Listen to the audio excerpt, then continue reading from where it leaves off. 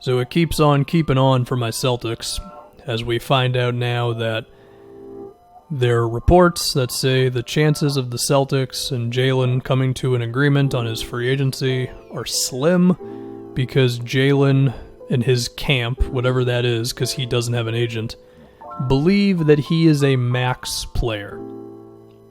And I can understand where they're coming from. Not that I agree with them, but I can understand it when you look at Chris Middleton, Tobias Harris. Both of those guys have maxes. Jamal Murray has a max. Those guys are more essential to their teams for various reasons than Jaylen Brown is to the Celtics. And Jaylen's just not worth a max. I mean, to me, what would be a fair contract extension for Jaylen, I don't remember if it would be 4 or 5 years, but something in the ballpark of like $15 million to 17, 18 a year, and maybe the last year gets to 20. That's fair for Jaylen Brown, okay? A max contract is, of course, not. And before we get into what this could mean and all that stuff, I will say, like, some of this does depend on like how you think of Jaylen at his ceiling. Personally, I think at his absolute best, everything goes right. Jaylen Brown is an all-defense candidate, averaging 16, 17 points a game, and the shooting and the dribbling get to a point of being good enough, with the shooting being better than the ball handling, we would assume. Okay? Good player, maybe even a very good player, probably not making more than 1 or 2 all-star games in his career, but a nice player overall, right? Still not a max dude, no doubt about it. Now, maybe you think Jaylen can be some 25-point scorer. I'd love to hear your theory on how that's possible, but I think we would all agree he's not that, right?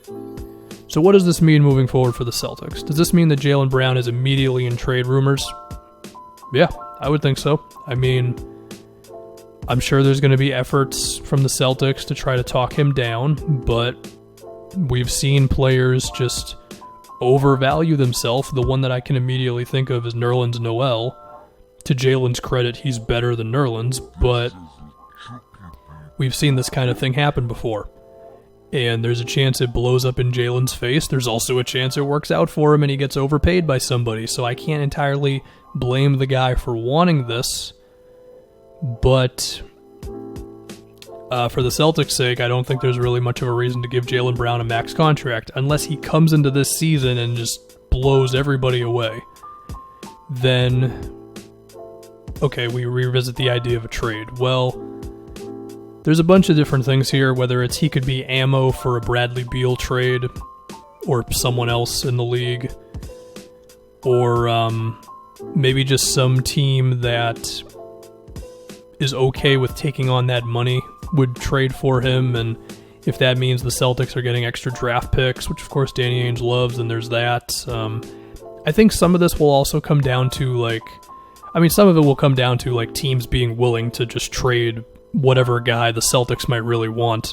But I think it would also come down to the idea of like, what's the Celtics' plan right now? Like, obviously this offseason did not go well. They recovered as well as I guess you can with getting Kemba Walker and all that. But are they going to try to go for the next splash, whether that's Giannis if the Bucks are a disappointment over the next couple of years, which I don't think will happen, but you never know, or just some star wanting to get traded, and if that's the case, they'll probably look to trade Jaylen for picks and just do the whole stockpiling thing again.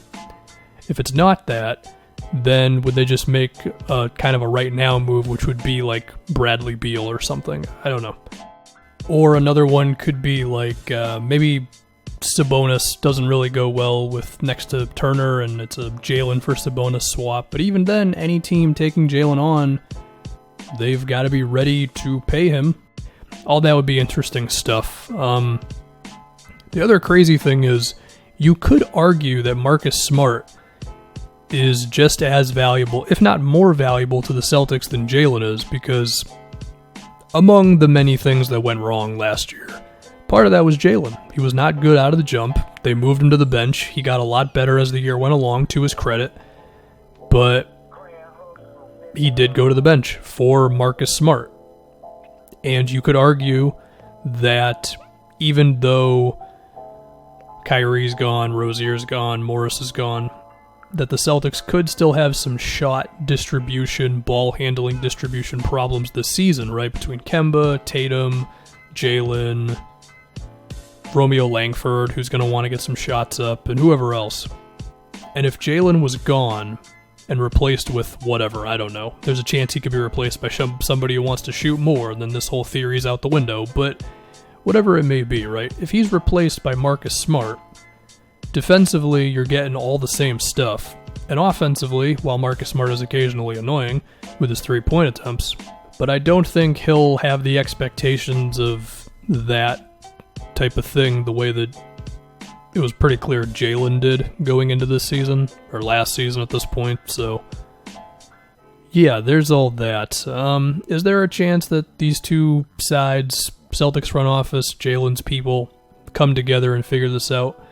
I don't know. The reports say it's pretty slim. I mean, if you think you can get a max contract, it's pretty difficult to go from that to, I don't know, 5 years, $80 million, you know? So that's all going to be something.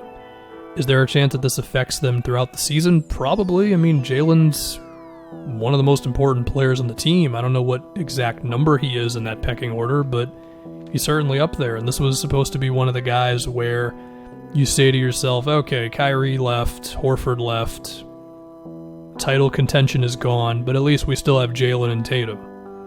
Well, if Jaylen is not going to be a part of that, or he's already going to be halfway out the door, then that certainly throws a blow into a Celtics thing that is just getting chipped away at every few months, it seems, you know?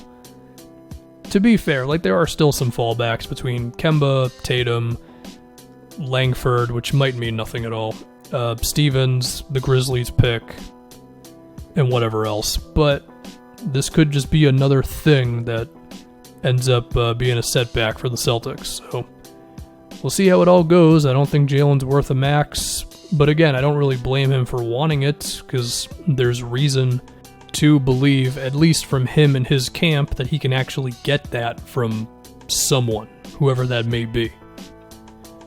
So we'll see what happens.